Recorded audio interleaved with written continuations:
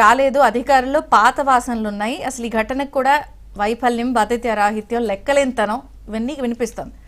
లోపం ఎక్కడుంది, తప్పెవరిదని మీరు అనుకుంటున్నారు? కాంగ్రెస్ పార్టీ ఘటన ఎలా చూస్తారు? మేడం నిజంగా తప్పెవరిదంటే కూటమి పెద్దలతే తప్పని ముమ్మాడికి నేను అంటాను మేడం. ఎందుకంటే నా దగ్గర సాక్ష్యాధారాలు ఉన్నాయి కాబట్టి నేను చెప్తున్నా. ఎందుకు చెప్తున్నా అంటే ముఖ్యమంత్రి గారు ప్రమాణ స్వీకారం చేసినప్పుడు ఫస్ట్ మాట ఏం చెప్పారు? తిరుమల తిరుపతి దేవస్థానానికి వెళ్ళి ప్రక్షాళన ఎక్కడి నుంచే చేస్తామని చెప్పాక ఇప్పటికి ఎన్ని నెలలు అవుతుంది మేడం? సుమారు 7 నెలలు అవుతుంది. మరి అట్లీస్ట్ ఎవ్రీ మంత్కో ఎవ్రీ 2 మంత్స్కో ఒకసారి రివ్యూ మీటింగ్ పెట్టుకోవాలిగా. అసలు తిరుపతిలో ఏం జరుగుతుంది, మేము పంపించిన అధికారులు ఏం చేస్తున్నారు, సరైన ప్రక్షాళన జరుగుతుందా లేదా, పాస్ట్లో వైసీపీ గవర్నమెంట్ ఉన్నప్పుడు ఏ డెసిషన్ తీసుకున్నారు, ఆ డెసిషన్ మీద ఇప్పుడు వీళ్ళు ఏ డెసిషన్ తీసుకునేదో ఎవ్రీ 2 మంత్స్కో లేదా ఎవ్రీ 45 డేస్కో ఒకసారి రివ్యూ మీటింగ్ కనెక్ట్ చేశారుగా. ఎక్కడైనా ముఖ్యమంత్రి గారు ఒక్క రివ్యూ మీటింగ్ కనెక్ట్ చేశారా? లేదు పవన్ కళ్యాణ్ గారు ఎక్కడంతా ఒక్క రివ్యూ మీటింగ్ కనెక్ట్ చేశారా? ఎవరు మేడం? ఈ ఈవో శ్యామన్ రావు గారు ఎవరు మేడం? ఆయన ఒక విషయం మేడం మీకు చూపిస్తాను.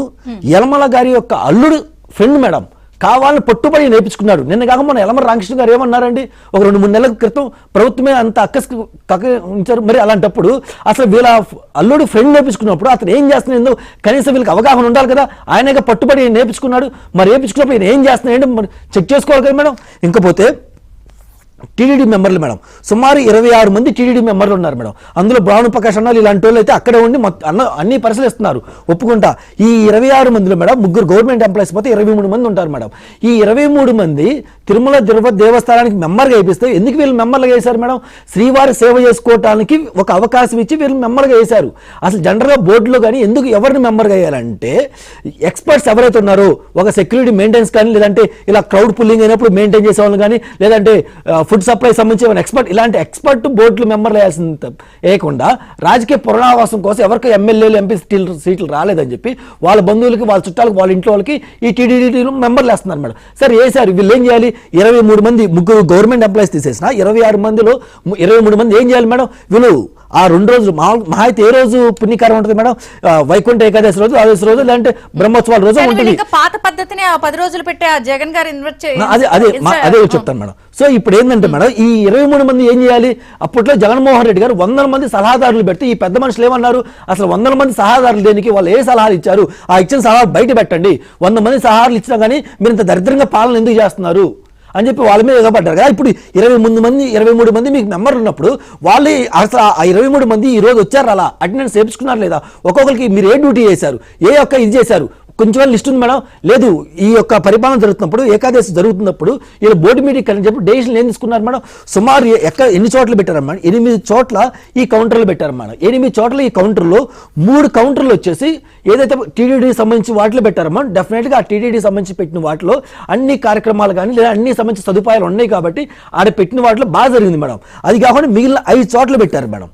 వీళ్ళు పెట్టినప్పుడు అసలు మా క్వశ్చన్ కాంగ్రెస్ పార్టీ నుంచి మేము భాను ప్రకాష్ అన్న కానీ లేదంటే టీడీపీ వాళ్ళని కానీ అడుగుతున్నాం ఏంటంటే ఈ 5 కౌంటర్లు ఎవరు సెలెక్ట్ చేశారు? నేను ఈ 5 కౌంటర్లు ఎవరు సెలెక్ట్ చేశారు? సెలెక్ట్ చేసినప్పుడు సుమారు మీరు 2 లక్షలు 3 లక్షలు టోకెన్ ఇష్యూ చేస్తా అన్నప్పుడు ఈ 5 కౌంటర్ల దగ్గర ఎంతమంది జనాలు వస్తారు?